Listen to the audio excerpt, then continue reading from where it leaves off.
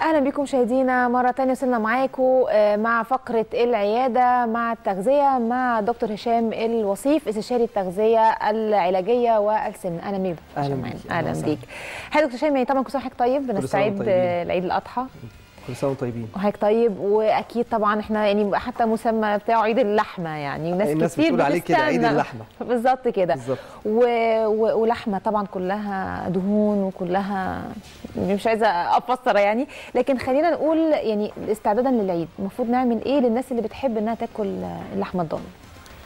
بصي، في البدايه لازم نبقى عارفين ان احنا الحمد لله بناكل لحمه سواء في العيد او في غير العيد.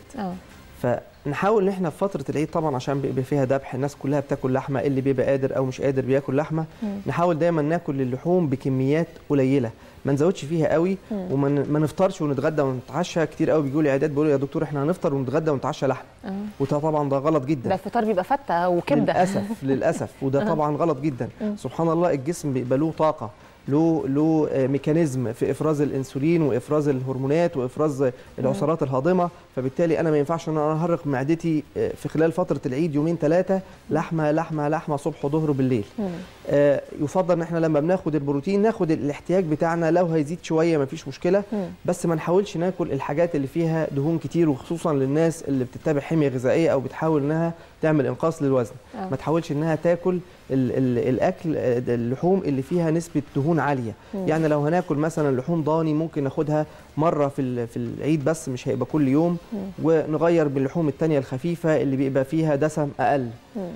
كل الحاجات دي من الحاجات اللي احنا لازم ناخد بالنا، ناكل لحمه بس باعتدال، ما نزودش، لان الافراط في الحاجه بيقلب للضد. مش كمان عشان السمنه او زياده الوزن، لا، عشان مشاكل كتير قوي صحيه ممكن الشخص يبدا يشتكي منها، وخصوصا لو هو بيشتكي من نقرس او مشاكل في الركبتين او في القدمين من تحت. طبعا الموضوع ده بيبدا يعلي عنده اليوريت او حمض الفوليك، حمض النقرس، فيبدا يزود عنده المشكله ويزود الالتهابات، فيبدا الشخص يشتكي ان الالام بدات تزيد بعد العيد. كتير قوي بيتجهوا بعد العيد لدكاتره العظام او دكاتره التخسيس عشان الوزن زاد او عشان المفاصل بدات تبوظ اللي باظت عنده. طب لا، خليني اقول يا دكتور برضو عايزه اتكلم في موضوع الدهون، لان في ناس بتستمتع باكل الدهون في اللحمه. فحضرتك بتقول ان في دهون يعني في لحمه فيها دهون اقل وفي لحمه دهونها بتبقى اعلى، فخلينا برضو نتكلم في انواع اللحوم دي وايه الدهون اللي مش المفروض انها تتاكل. لما منظمه الصحه العالميه جت قسمت الاكل بتاعنا وقالت مثلا كل كذا في طاقه قد كده، قالت مثلا 100 جرام بروتين مثلا من النوع الكندوز او من النوع البيتيلو او من النوع مش عارف الضاني بيدي طاقه مختلفه. الضاني اعلى معدلات الطاقه، لان نسبه الدهون المشبعه فيه بتبقى اعلى، فبالتالي الشخص لما بياكل ضاني بياخد طاقه اعلى من احتياجه. يعني اللحمه بتاعته نفسها الحمراء جواها دهون. بالظبط. احنا لو بصينا لمقطع في العضله نفسها او في اللحمه اللي احنا بناكلها بنلاقي مش هي لحوم بروتين بس، لا، ده بيبقى متخللها الخلايا الدهنيه. شبكه الخلايا الدهنيه بتبقى زايده فيها او بتبقى قليله، بتبقى على السطح الخارجي بس او بتبقى في السطح الداخلي كمان. فطبعا اللحمه الضاني من الحاجات اللي بتبقى فيها دهون داخليه وخارجيه اكتر. حتى بنحس ان احنا اللحمه الضاني فيها زفاره شويه عن اللحوم العاديه. ده دليل ان احنا بناخد فيها نسبه دهون عاليه. يعني الريحه اللي بنشمها دي برضو دي ريحه الدهون. بالظبط. فبالتالي الشخص اللي بيحب الدهون او بيحب ياكل منها يحاول انه ما يفرطش فيها، وخصوصا في العيد، وخصوصا لو هو عنده مشاكل صحيه في الاوعيه الدمويه في الشرايين، لان دي بتساعد معايا في رفع معدل الكوليسترول في الجسم، فبالتالي ده بيعمل انسداد للشرايين او جلطات او اوعيه مشاكل في الاوعيه الدمويه دوالي او غيره. فناخد بالنا ان في العيد بالذات ما نفرطش في الحاجه، نوزعها مثلا ان انا عايز اكل لحمه ضاني مفيش مشكله هاكل النهارده في العيد واول اسبوع الجاي هاكل تاني، بحيث ان انا اخد احتياجي من الدهون بس بصوره منتظمه. طب لو كنا عن انواع اللحمه اللي احنا طبعا شايفينها قدامنا صور جميله على الشاشه، الحقيقه حضرتك بتقول في الكندوز وفي البيتيلو، البيتيلو اعتقد اقلهم في الدهون. بالظبط، زي ما احنا شايفين طبعا الصوره بيبقى فيه حاجات فيها نسبه الدهون اللي هو اللون الابيض، واللون الاحمر ده بيبقى نسبه البروتين اللي بتبقى في اللحمه. كل ما اللون بقى احمر كل ما كان البروتين اعلى، كل ما بدات اللحمه تفتح شويه بتبقى نسبه الدهون فيها اعلى. فلازم ناخد بالنا ان احنا لما ناخد حاجات متوسطه، بميل للدهون اكل منها بكميه قليله، مش هنقول له ما ياكلش، ما تحرمش نفسك. بالظبط يعني. ما تحرمش نفسك، خد احتياجك بكميه قليله، وبالتالي نحاول ان احنا ناخد معاها حاجات تانية. انا مش هعتمد ان انا هاكل لحمه بس لازم اخد معاها حاجات زي الخضروات، مهمه جدا مع اللحوم عشان تساعد معايا ان امتصاص الدهون يقل. نعود الناس اللي بياكلوا دهون او بياكلوا لحمه فيها دهن اكتر في العيد لازم ياخدوا كالسيوم بعدها. لازم ياخدوا كالسيوم بعدها في صوره زبادي، في صوره جبنه، في صوره لبن، عشان يقلل امتصاص الكالسيوم، امتصاص الدهون. لان الخلايا الدهنيه اللي بتبقى موجوده في الاكل اللي احنا بناخده، الكالسيوم نفسه بيقلل امتصاصها في الجسم، فبالتالي الاستفاده بتاعه الدهون بتقل. فيبدا الشخص ما يحصلوش زياده في الوزن او مضاعفات اكل الدهون. طب للناس اللي ما بتحبش الدهون، يمكن انا شخصيا بواجه الموضوع ده، انا مثلا ما احبش ان انا احط في اللحمه، حتى لو لحمه مفرومه ما احطش فيها دهون خالص. الناس العاديه ما بقولكش دكاتره طبعا، لكن الناس العاديه يقول لك لا ده الجسم محتاج الدهون، ده لازم تاكلي دهون لان في نسبه معينه لازم تدخل جسمك فيها دهون. هل الكلام ده مظبوط ولا لا؟ مظبوط. احنا لما بنيجي نقسم بنقول مثلا الجسم محتاج مثلا من 40 ل 60% كربوهيدرات، نشويات، رز ومكرونه، عيش، اي صوره من انواع الكربوهيدرات. عندنا البروتينات بنحتاج تقريبا من 30 ل 35% بروتين، وعندنا 20% من 15 ل 20% دهون. الدهون دي مش شرط ان انا باخد دهون عشان اكلها، لا طبعا البروتين زي ما احنا قلنا اللحمه او الفراخ او السمك بيبقى فيها نسبه دهون، بتبقى نسبه قليله. لو خدنا مكسرات بيبقى فيها نسبه دهون، اللبن فيه نسبه دهون، الزبادي فيها نسبه دهون، كل الحاجات دي بيبقى فيها نسب دهون الجسم بيستخلصها. بخلاف ان انا ممكن احط وانا بطبخ معلقه زيت في اكلي، فبالتالي انا خدت نسبه الدهون اللي الجسم محتاجها. هي بتتحسب بجداول ومعادلات معينه، بنبدا نحدد انت هتاخد مثلا النهارده معلقه الزيت، لا النهارده ممكن تزود لو عايز في اللحمه نسبه دهون اللي هو الدهن اللي ممكن يتاخد مع اللحمه، فبالتالي الشخص ياخد احتياجه من الدهون عشان في فيتامينز بتبقى دايبه في الدهون، اللي هو الاي والدي والاي والكي، الثلاثه دول الاربعه دول المفروض ان هم بيبقوا دايبين في الدهون. لو انا ما خدتش نسبه دهون في الاكل بتاعي فبالتالي هيحصل عندي نقص في الفيتامينات دي، فيحصل بقى سقوط شعر، يحصل مشكله في الضوافر، يحصل المشاكل اللي احنا ممكن نشتكي منها من نقص الاربع فيتامينز. ايوه بس يا دكتور كلام حضرتك معناه انه احنا حتى في طريقه اكلنا الدهون موجوده، فلو ما خدتش دهون في اللحمه فدي مش قضيه يعني. مظبوط. تمام تمام. الموضوع مش مشكله خالص. لا مش مشكله خالص. طيب خلينا برضو نقول في بعض الناس بتبقى مش عايزه تحرم نفسها خالص من الاكل في العيد، وبتبقى متبعه طبعا انظمه غذائيه، ساعات بيلجأوا بقى للادويه، والادويه اللي هي بتساعد على عدم امتصاص الدهون في الجسم. هل بتبقى مفيده في المرحله دي ولا لا؟ طبعا لو هو يوم او يومين عابرين زي ما احنا بنقول في العيد، بنديهم ممكن يوم او يومين راحه بياكلوا فيه لو هم نفسهم في حاجه بكميات قليله، ممكن ياخدوا معاها العلاجات اللي زي كده اللي بتقلل امتصاص الدهون بنسبه 30%.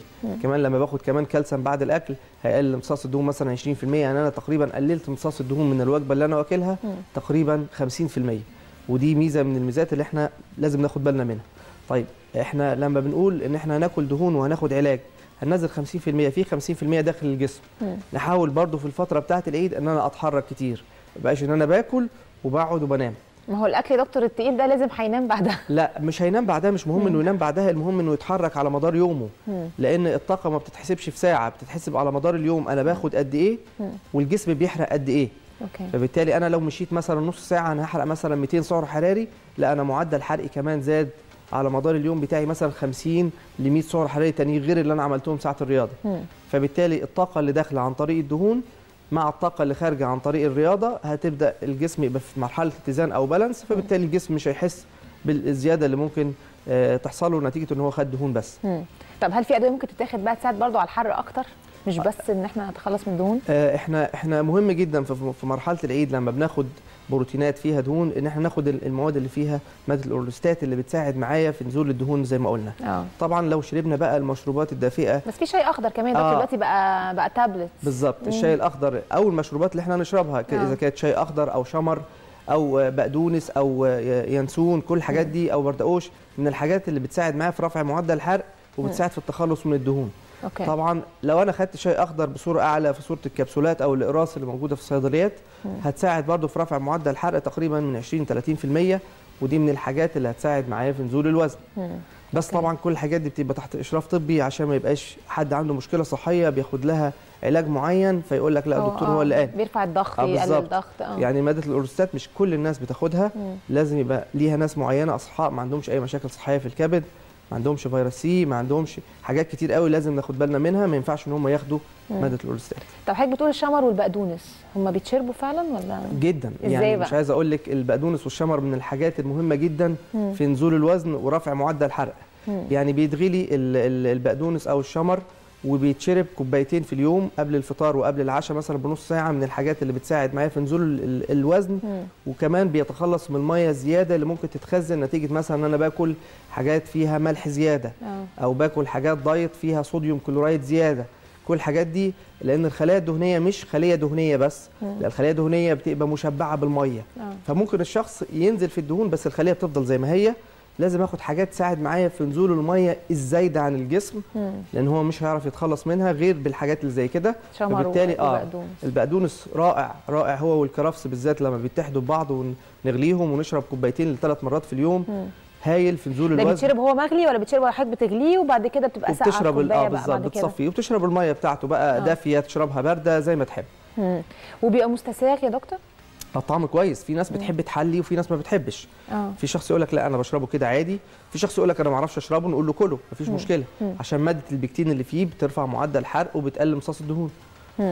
هي بيقولوا لي في الكنترول ممكن تحط عليه فانيليا يبقى طعمه كويس، الكلام ده مظبوط؟ واضح ان في حد مجرب في الكنترول. بالظبط. احنا بنحاول ان احنا نغير اللايف ستايل بتاعك لحاجه صح. يعني انا مثلا في حاجه ما بحبهاش اغير طعمها. في ناس ما بتشربش اللبن، بس قلت له لو مثلا غير طعمه بنسكافيه او بشاي او بفانيليا او بقرفه او بزنجبيل بيستسيغوا وبيشربوا مفيش مشكله. فاحنا تغيير طعم الحاجه بحاجه كنا بحبها. مثلا يقول لك انا البقدونس ما بعرفش اشربه، يقول لك احط عليه فانيليا او احط عليه نعناع.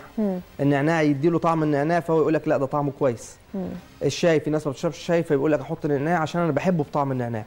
فالطعم ده بيختلف من شخص لشخص. في انا ممكن اتقبله وغيري لا. فانا لو حطيت عليه الاضافات اللي ممكن احطها سواء نعناع او فانيليا او نوع من انواع اليانسون مثلا، انواع المشاريب الثانيه، عملنا كوكتيل مع بعضه فيبدا يغير لي الطعم فخلاص ابدا اشربه. طب بس يا دكتور حضرتك بتقول يعني واحد يبقى عنده لايف ستايل، يعني يغير طريقه الاكل بتاعته في الحياه، بس ازاي الواحد فعلا يعرف يغير؟ يعني في ناس ممكن تبقى ما عندهاش القدره انها تغير، ولا انا طريقتي كده ومش هقدر اغير اسلوب حياتي في الاكل مع انها غلط يعني. لما الشخص يبقى متعود على حاجه غلط صعب انك تغيريه في وقت قليل. طبعا احنا مش هينفع ان انا اسحبك مره واحده انت بتاكل شوكولاته وبتاكل حلويات وبتاكل دهون بكميات كبيره. لا انا هديك الحاجات دي بس بكميات قليله.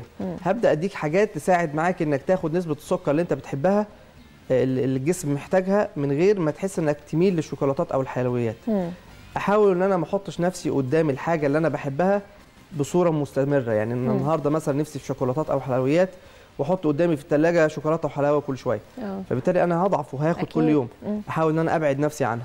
لازم يبقى حواليا حد يساعدني، ما يبقاش ان انا لوحدي مع الدكتور.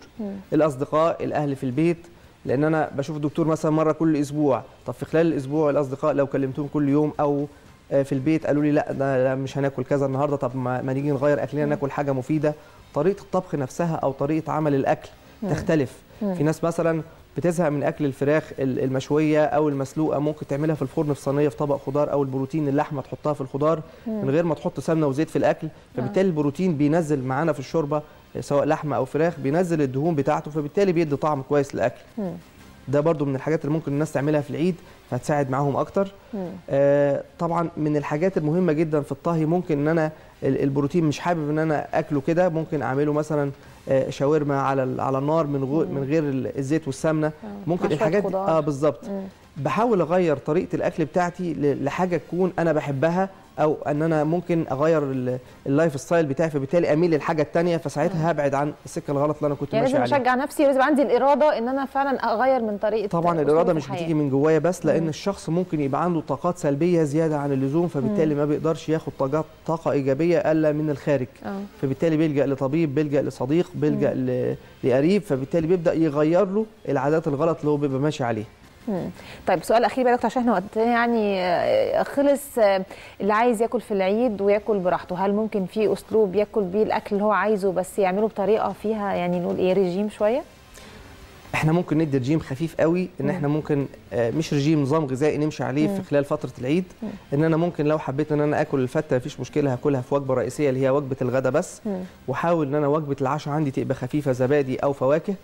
واحاول ان انا اخد في الفطار مثلا كوبايه لبن، سواء باخدها بقى شاي بلبن، نسكافيه باللبن، واخد معاه سندوتش بسيط مثلا اذا كان سندوتش فول او سندوتش كبده او سندوتش جبنه او سندوتش بطاطس مهروسه، مفيش مشكله، يعني نص رغيف بحاجه من الحاجات دي. فبالتالي انا خدت القيمه الغذائيه اللي انا الجسم محتاجها، وحاسس ان انا ممكن هاكل في وجبه الغداء ومش هتاثر قوي، لان انا واكل وجبتين الفطار والعشاء وجبات خفيفه. فتقريبا نظمت الطاقه اللي داخله جسمي بصوره منتظمه، ما تبقاش اوفر او زياده قوي عن اللزوم.